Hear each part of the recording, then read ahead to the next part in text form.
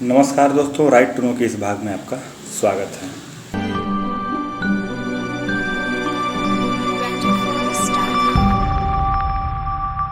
इंदिरा गांधी जी ने मुझे कड़ी हिदायत दी थी कि मैं 1980 में चुनाव ना लड़ूं, लेकिन मैंने जोरदार हट करते हुए जबलपुर से चुनाव लड़ा।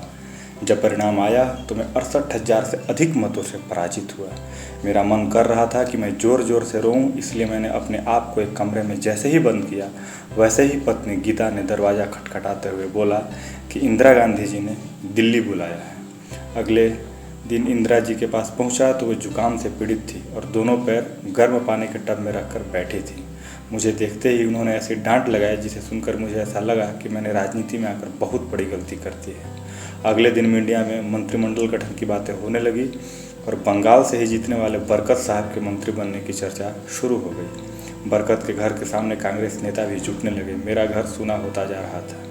14 जनवरी की सुबह शपथ ग्रहण का दिन था। अधिकतर अखबार मेरे अलावा सारे कयास लगा चुके थे। मेरे पास कोई भी सूचना नहीं थी।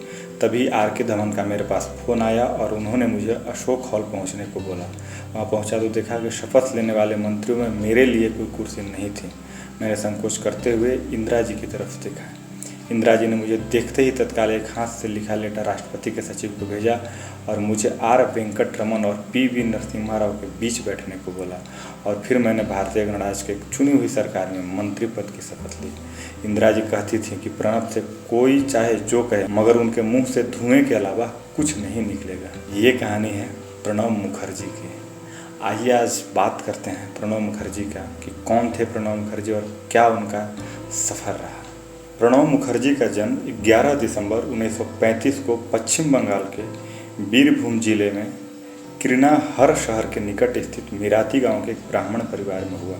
उनका पूरा नाम प्रणब कुमार मुखर्जी है। उनके पिता कामंदा किंकर मुखर्जी और माता राजलक्ष्मी मुखर्जी हैं। उनके पिता 1920 से कांग्रेस पार्टी में सक्रिय सदस्य होने के साथ पश्चिम बंगाल विधान परिषद में 1952 से 64 तक सदस्य और बीरभूम जिला कांग्रेस कमेटी के अध्यक्ष रह चुके थे। उनके पिता एक सम्मानित स्वतंत्रता सेनानी थे जिन्होंने ब्रिटिश शासन की खिलाफत के परिणाम स्वरूप 10 वर्षों से अधिक जेल की सजा भी काटी थी। प्रणब मुखर्जी ने सूरी विद्यासागर कॉलेज में शिक्षा पाई, जो उस समय कलकत्ता विश्वविद्यालय से संबद्ध था। बाद में कोलकाता में राजनीतिक शास्त्र की पढ़ाई करने आ गए। कलकत्ता विश्वविद्यालय से उन्होंने इतिहास और राजनीति विज्ञान में स्नातकोत्तर के साथ कानून की डिग्री भी हासिल की। वे एक वकील और कॉलेज प्राध्यापक भी रह चुके थे। उन्हें मानद डिलीट उपाधि भी प्राप्त है। उन्होंने पहले एक कॉलेज के प्राध्यापक के रूप में और बाद में एक पत्रकार के रूप में अपना करियर शुरू किया। वे बांग्ला प्रकाशन संस्थान देशेर डाक यानी मातृभूमि की पुकार में भी काम कर चुके हैं। प्रणब मुखर्जी बंगीय साहित्य परिषद के ट्रस्टी एवं अखिल भारतीय बंग साहित्य सम्मेलन के अध्यक्ष भी रहे। प्रणब मुखर्जी का संसदीय करियर करीब 5 दशक पुराना है, जो 1969 में कांग्रेस पार्टी के राज्यसभा सदस्य के रूप में शुरू हुआ। वे 1975, 1981, 1993 और 1999 में फिर से चुने गए। 1973 में वे औद्योगिक विकास विभाग के केंद्रीय उपमंत्री के रूप में मंत्रिमंडल में शामिल हुए। प्रणब मुखर्जी 1969 से 5 बार राज्यसभा के सांसद चुने गए। फिर 2004 में उन्होंने चुनावी राजनीति में कदम रखा और लोकसभा सांसद भी चुने गए। इंदिरा गांधी की मदद से राजनीति में प्रवेश करने वाले प्रणब मुखर्जी कांग्रेस का सबसे बड़ा और भरोसेमंद चेहरा भी बने। साल 1973 में प्रणब मुखर्जी पहली बार केंद्रीय मंत्री बने। उसके बाद लगातार वो इंदिरा गांधी की सरकार, फिर राजीव गांधी की सरकार में मंत्री बनते रहे। 1980 में प्रणब मुखर्जी को राज्यसभा में कांग्रेस का नेता बना दिया गया और प्रधानमंत्री के बाद उनकी धमक पार्टी में दिखती थी। वे सन 1982 से 1984 तक कई कैबिनेट के अहम पदों के लिए चुने जाते रहे और सन 1984 में भारत के वित्त मंत्री बने। सन 1984 में यूरोमनी पत्रिका के एक सर्वेक्षण में उनका विश्व के सबसे अच्छे वित्त मंत्री के रूप में मूल्यांकन किया गया था।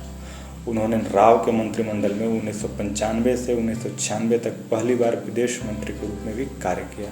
सन 1985 के बाद से वह कांग्रेस की पश्चिम बंगाल राज्य इकाई के भी अध्यक्ष थे। सन 2004 में जब कांग्रेस ने गठबंधन सरकार के अगुवा के रूप में सरकार बनाई तो कांग्रेस के प्रधानमंत्री मनमोहन सिंह सिर्फ एक राज्यसभा सांसद थे। इसलिए जंगीपुर लोकसभा क्षेत्र से पहली बार लोकसभा चुनाव जीतने वाले प्रणब मुखर्जी को लोकसभा में सदन का नेता बनाया गया। उन्हें रक्षा, वित्त, विदेश विषयक मंत्रालय, राजस्व, नौवहन, परिवहन, संचार आर्थिक मामले, वाणिज्य, उद्योग समेत विभिन्न मंत्रालयों और महत्वपूर्ण मंत्री होने का गौरव भी हासिल है। साल 2012 में प्रणब मुखर्जी को राष्ट्रपति बनाया गया। वे 2017 तक इस पद पर रहे। इस दौरान शुरुआती साल में मनमोहन सिंह और अंतिम वर्षों में नरेंद्र मोदी के साथ उन्होंने काम किया। नरेंद्र मोदी और प्रणब मुखर्जी की जोड़ी हमेशा चर्चा में रही। प्रधानमंत्री मोदी कहते थे कि उन्हें मुखर्जी से पिता जैसा स्नेह और डांट मिलते रहता है। वित्त मंत्रालय और अन्य आर्थिक मंत्रालयों में प्रणब मुखर्जी ने राष्ट्रीय और आंतरिक रूप से अपने नेतृत्व का लोहा मनवाया। वह लंबे समय के लिए देश की आर्थिक नीतियों को बनाने में महत्वपूर्ण व्यक्ति के रूप में जाने जाते हैं। उनके नेतृत्व में ही भारत ने अंतर्राष्ट्रीय मुद्रा कोष यानी IMF के ऋण की 1.1 अरब अमेरिकी डॉलर की अंतिम किस्त नहीं लेने का गौरव अर्जित किया। उन्हें प्रथम दर्जे का मंत्री माना जाता है। उन्हें सन 2008 के दौरान सार्वजनिक मामलों में उनके योगदान के लिए भारत के दूसरे सर्वोच्च नागरिक पुरस्कार पद्म विभूषण से नवाजा गया।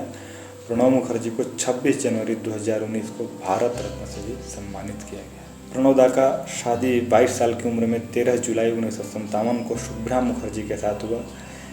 उनके 2 बेटे और 1 बेटी, कुल 3 बच्चे हैं। उनकी बेटी और प्रोफेशनल कथक डांसर शर्मिष्ठा मुखर्जी भी राजनीति में सक्रिय हैं। करीब 6 दशक तक के अपने राजनीतिक जीवन में प्रणब मुखर्जी ने हर वो मंत्रालय और पद संभाला जो राजनीतिक जीवन में काफ़ी बड़ा माना जाता है।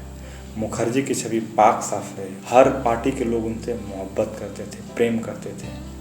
प्रणब मुखर्जी ने किताब द कोलिएशन ईयर्स 1996 एंड 2012 भी लिखी है। प्रणब मुखर्जी 40 साल से एक डायरी हमेशा अपने पास रखते थे और उसे लिखते थे और उन्होंने कहा था कि मेरी मृत्यु के पश्चात इस डायरी को सार्वजनिक किया जाए। भारत रत्न प्रणब दा को भावपूर्ण श्रद्धांजलि। वीडियो आपको अगर अच्छी लगी हो तो इसे लाइक करें और दोस्तों के साथ शेयर करें और अभी तक चैनल को सब्सक्राइब नहीं किया है तो कृपया चैनल को सब्सक्राइब करें।